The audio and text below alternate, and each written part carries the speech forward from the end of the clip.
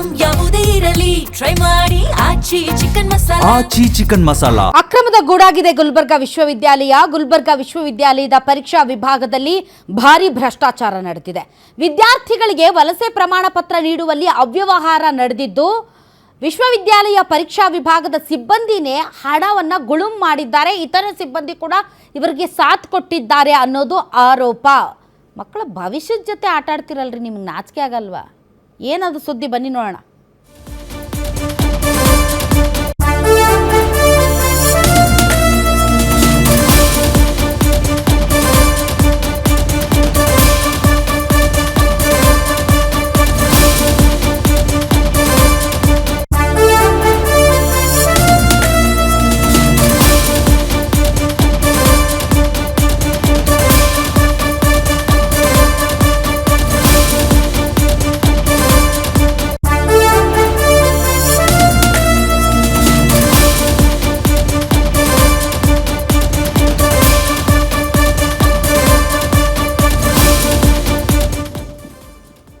ವಿಶ್ವವಿದ್ಯಾಲಯಕ್ಕೆ ಸೇರಬೇಕಾದ ಹಣವನ್ನು ಸಿಬ್ಬಂದಿಗಳು ತಮ್ಮ ಜೇಬಿಗೆ ಹಾಕ್ಕೊಂಡಿದ್ದಾರೆ.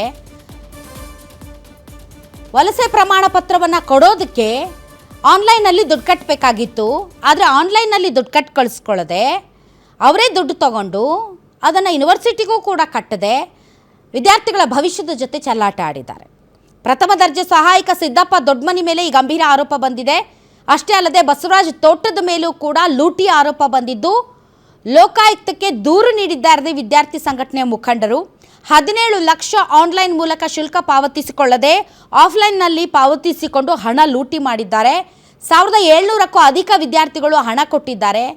ಈ ಹಣ ಕೊಟ್ಟು ಇಷ್ಟು ದಿನ ಕಳೆದರೂ ಇಲ್ಲಿಯವರೆಗೆ ಯಾವುದೇ ರೀತಿಯಾದಂಥ ಕ್ರಮ ಆಗಿಲ್ಲ. ಈ ಅವ್ಯವಹಾರಕ್ಕೆ ಸಾಕಷ್ಟು ಜನಾಕ್ರೋಶ ವ್ಯಕ್ತವಾದರೂ ಕೂಡ ಸಿಬ್ಬಂದಿಗಳು ಭಾಗಿಯಾಗಿದ್ದರೂ ಕೂಡ ಸೂಕ್ತ ತನಿಖೆ ನಡೆಸೋದಕ್ಕೆ ಕುಲಸಚಿವರು ಆದೇಶ ಕೊಟ್ಟಿದ್ದರೂ ಸಹ ಇಲ್ಲಿಯವರೆಗೆ ಯಾವುದೇ ರೀತಿಯಾದಂಥ ಕ್ರಮ ಆಗಿಲ್ಲ. ಹಾಗಾದರೆ ವಿಶ್ವವಿದ್ಯಾಲಯ ಆಡಳಿತ ಮಂಡಳಿ ಏನು ಮಾಡ್ತಾ ಇದೆ? ಇಷ್ಟೆಲ್ಲ ಅಕ್ರಮ ನಡೆದರೂ ಕೂಡ ಸಿಂಡಿಕೇಟ್ ಸಮಿತಿ ಮೌನ ಆಗಿರೋದು ಯಾಕೆ? ಇದರ ಬಗ್ಗೆ ಸೂಕ್ತವಾದಂಥ ತನಿಖೆ ನಡೆಸಬೇಕು, ತಪ್ಪಿತಸ್ಥರ ವಿರುದ್ಧ ಕ್ರಮ ಆಗಬೇಕು ಅಂತ ಆಗ್ರಹಿಸ್ತಾ ಇದ್ದಾರೆ ವಿದ್ಯಾರ್ಥಿ ಸಂಘಟನೆಯ ಮುಖಂಡರು. ಸರ್, ಗುಲ್ಬರ್ಗಾ ಯೂನಿವರ್ಸಿಟಿಯಲ್ಲಿ ಮೈಗ್ರೇಷನ್ ಸರ್ಟಿಫಿಕೇಟ್ ಸಲುವಾಗಿ ಸ್ಟೂಡೆಂಟ್ಸ್ಗಳಿಗೆ ಆನ್ಲೈನ್ ಫೀಸ್ ಕಟ್ಕೊಳ್ಳೋದಿರ್ತದೆ ರೀ. ಸೊ ಆನ್ಲೈನ್ ಫೀಸ್ ಕಟ್ಕೊಂಡು ಬಿಟ್ಟು ಆಫ್ಲೈನ್ ಫೀಸ್ ಕಟ್ಕೊಂಡಿದ್ದಾರೆ. ಸೊ ಆಫ್ಲೈನ್ ಫೀಸ್ ಕಟ್ಕೊಳ್ಳಿ ಆ ಅಮೌಂಟ್ ವಿದ್ಯಾಲಯಕ್ಕೆ ಸಲ್ಲಿಸಿಲ್ಲ ರೀ. ಈಗ ಅದು ವಿದ್ಯಾಲಯಕ್ಕೆ ಅಮೌಂಟ್ ಸಲ್ಲಿಸಿಲ್ಲ ಅಂತಂದ್ರೆ ಅದು ವಿದ್ಯಾಲಯಕ್ಕೆ ಆಗಿರ್ತಕ್ಕಂಥ ನಷ್ಟ ಯಾರು ತುಂಬ್ತಾರೆ? ಹಾಂ, ಈಗ ವಿದ್ಯಾರ್ಥಿಗಳಿಂದ ಬಳಸ್ಕೊಂಡಿರ್ತಕ್ಕಂಥ ಅಮೌಂಟ ವಿದ್ಯಾಲಯಕ್ಕೆ ಮುಟ್ಟಬೇಕಾಗಿತ್ತು, ಅದೂ ಆಗಿಲ್ಲ ಅಲ್ಲಿ.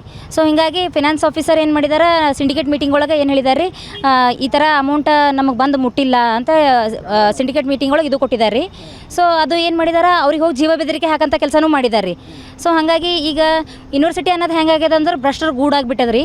ಸೊ ಅದನ್ನೆಲ್ಲ ಈಗ ನಾವು ವಿ ಸಿ ಅವ್ರಿಗೆ ಹೋಗಿ ಕೇಳ್ತೀವಿ, ರಿಜಿಸ್ಟ್ರ್ ಅವ್ರಿಗೆ ಹೋಗಿ ಕೇಳ್ತೀವಿ, ಸರ್ ಬಸವರಾಜ್ ತೋಟದನವರು ಮತ್ತು ಇವರು ಸಿದ್ದಪ್ಪ ದೊಡ್ಡಮನಿ ಅನ್ನೋರು ಈ ಥರ ಒಂದು ದೊಡ್ಡ ಅಗ್ರಣೆ ಮಾಡಿದ್ದಾರೆ, ಇವ್ರಿಗೆ ಯಾಕೆ ಇಷ್ಟು ಸಪೋರ್ಟ್ ಮಾಡ್ಲತ್ತೀರಿ ನೀವು ಅಂತಂದ್ರೆ, ಅಮ್ಮ ಇದು ಅವ್ರಿಗೆ ಸಸ್ಪೆಂಡ್ ಮಾಡೋದು ನನ್ನ ಕೈಲೇ ಇಲ್ಲ, ನನ್ನ ಕೈಲೇ ಆಗಲ್ಲ.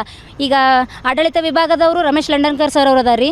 ಸೊ ಅವ್ರಿಗೆ ಕೇಳಿದ್ರೆ ಇದು ನನ್ನ ಕಡೆ ಬರಂಗಿಲ್ಲಮ್ಮ ಅಂತಂತಾರೆ. ವಿ ಸಿ ಅವ್ರಿಗೆ ಕೇಳಿದ್ರೆ ನೋಡೋಣಮ್ಮ ಡಿಸೈಡ್ ಮಾಡ್ತೀವಿ, ಯಾರ್ದು ಫೈಲ್ ನಮಗೆ ಬಂದು ಮುಟ್ಟಿಲ್ಲ, ಯಾರೂ ಕಾಪಿಗಳು ಕೊಟ್ಟಿಲ್ಲ, ಯಾರೂ ಫೈಲ್ ಪುಟಪ್ ಮಾಡಿಲ್ಲ, ಇವೇ ರೀಸನ್ ಹೇಳ್ತಾರೆ ರೀ ಅವರೇ.